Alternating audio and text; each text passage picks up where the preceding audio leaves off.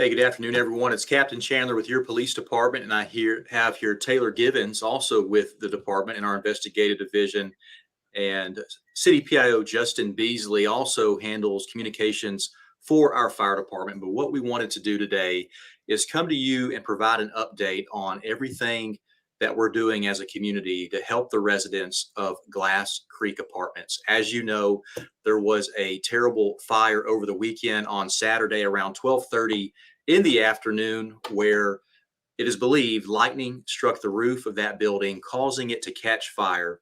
Where there was fire on the roof, residents inside the structure unaware that the building was on fire, and your firefighters and police officers rushed to the scene, began to do everything they can to evacuate everyone from that building. Certainly heroic efforts.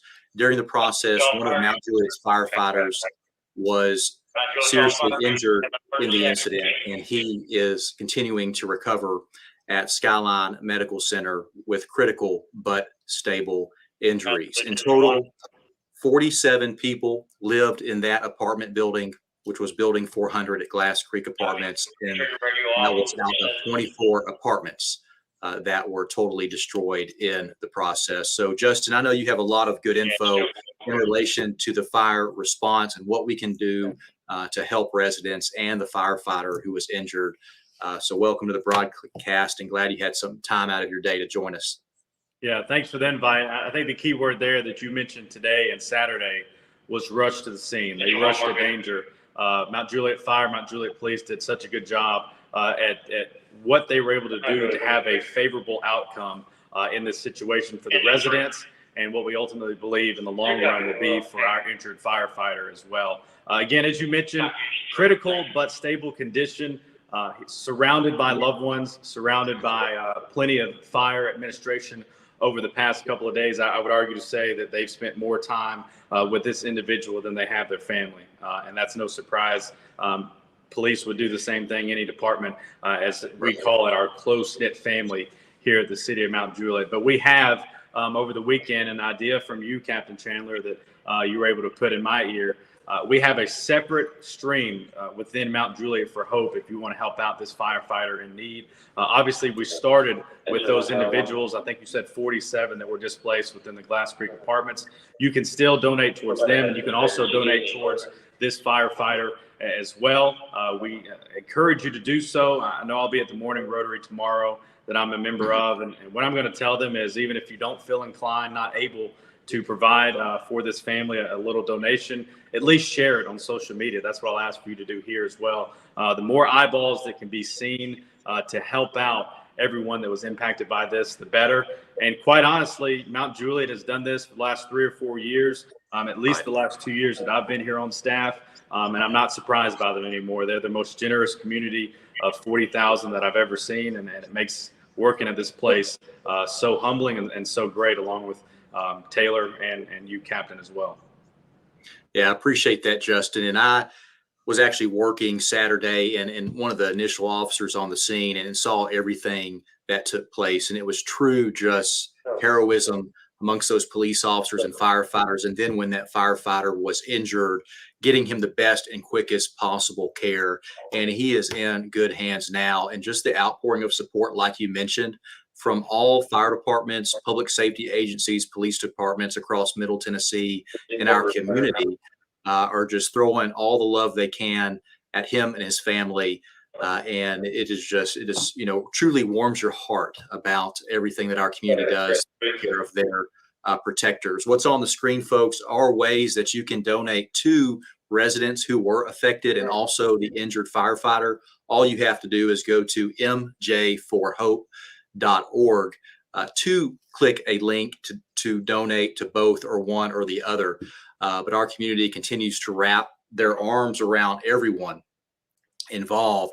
And I just want to mention a couple organizations that have been truly helpful from the very, very beginning. Once we knew the fire was taking place, help for the residents began. By the time the fire was put out, the Red Cross was already on the scene. They were helping residents with short time money, monetary, financial contributions that they immediately wrote checks for.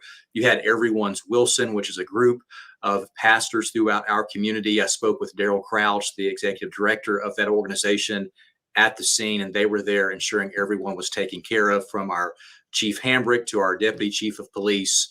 All of our officers and different members of our command staff were on the scene. In addition to Wilson County Schools, the SRO, David Stalinsky, for Springdale Elementary, was there on the scene to ensure that the students who were affected during this fire were also taken care of. And Wilson County Schools Family Resource Center continues to be involved. Our police department, Taylor Givens, she's on the screen today. She'll talk a little bit more about the different family members who were affected and the residents and how their family makeup is. And she's spoke to each family individually to ensure that all their current needs are being met. Fire department chaplains, Wink Chase and Patty Laird, have been involved to ensure that everyone is receiving the proper care, spiritually and emotionally, and also ensuring their needs are met. Our city hall, our city elected officials have all been involved, ensuring that the firefighter is taken care of, and also ensuring that our community members are taken care of. Animal control is involved. As you know, there are pets still missing. Some have been recovered, and some have been found alive and were able to be reunited with their family. And so animal control is involved, and they actually have different trap systems set up around the burnt structure in case any animals get out. They'll be contained to the trap to be able to be reunited with their family. And then today was a 12 o'clock meeting at the apartment complex with their apartment top management, and they gave $1,000 gift cards to every family who was impacted in that incident. And they're also working on finding new apartments for them to get into since their apartment was destroyed, and working on getting them new housing. A lot of different donations have been provided to the apartment complex. Taylor, I know you were there. You saw tons of different items and whatnot that was dropped off. We are trying to push people more towards the monetary donations, because we can then directly hit the needs of each individual family rather than just having different items to pick from.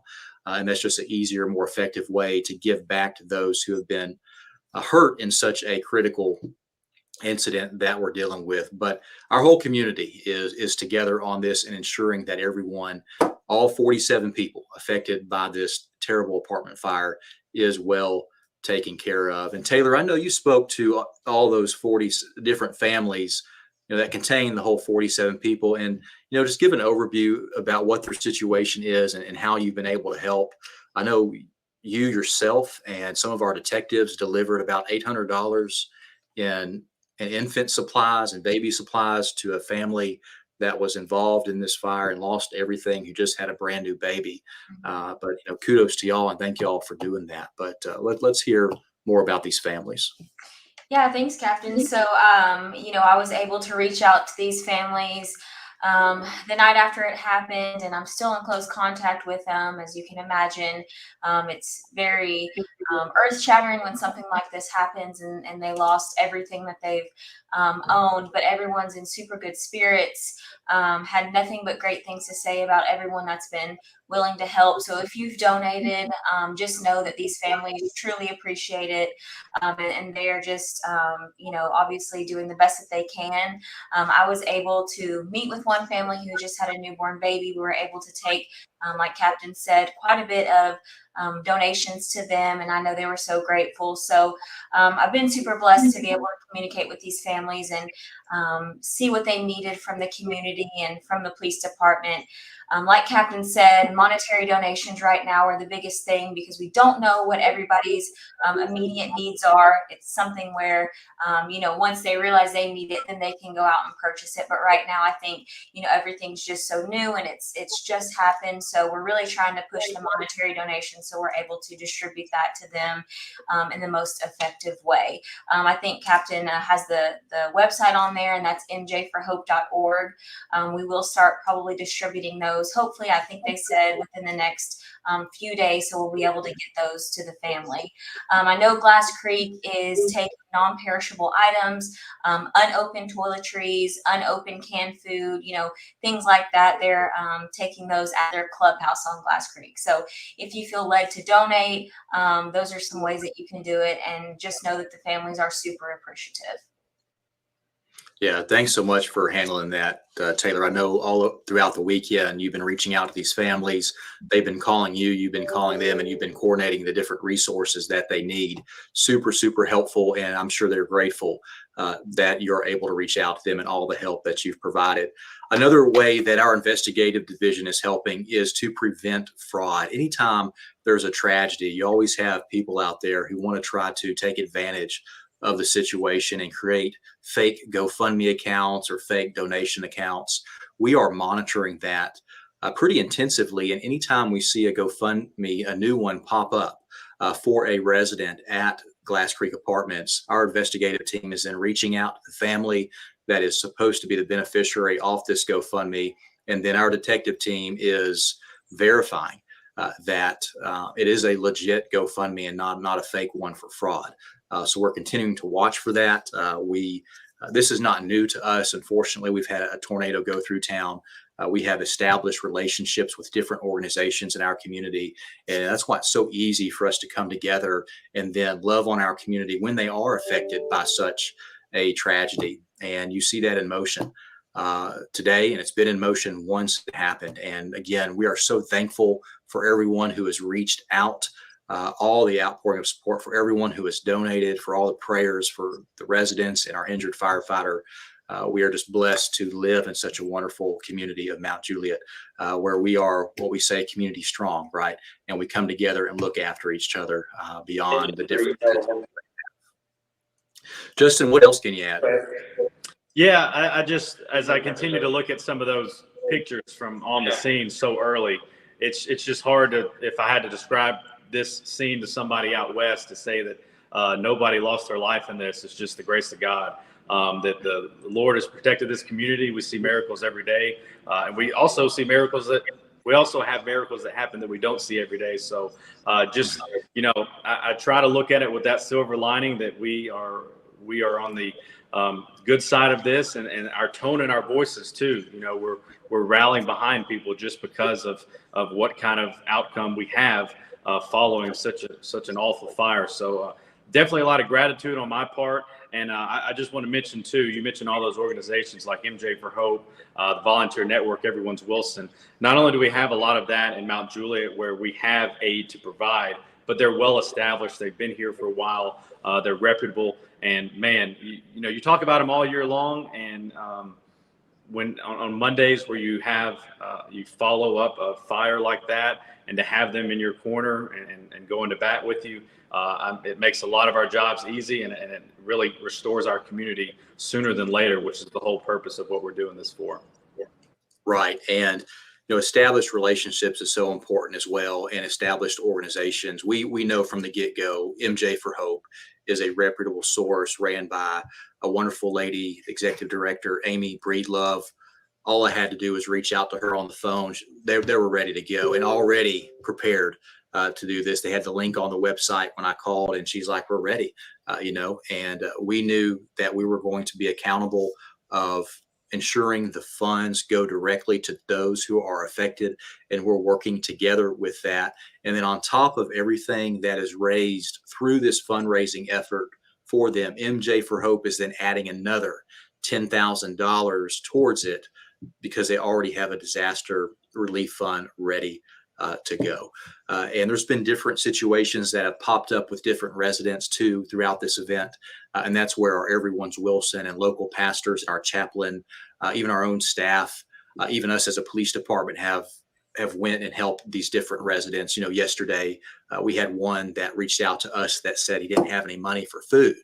So we prepared, and we have gift cards on standby here at the office, and we had an officer take him a $150 gift card to ensure that he was taken care of with food. And then you see how our detective division goes out of their way to deliver baby items to the family with the newborn.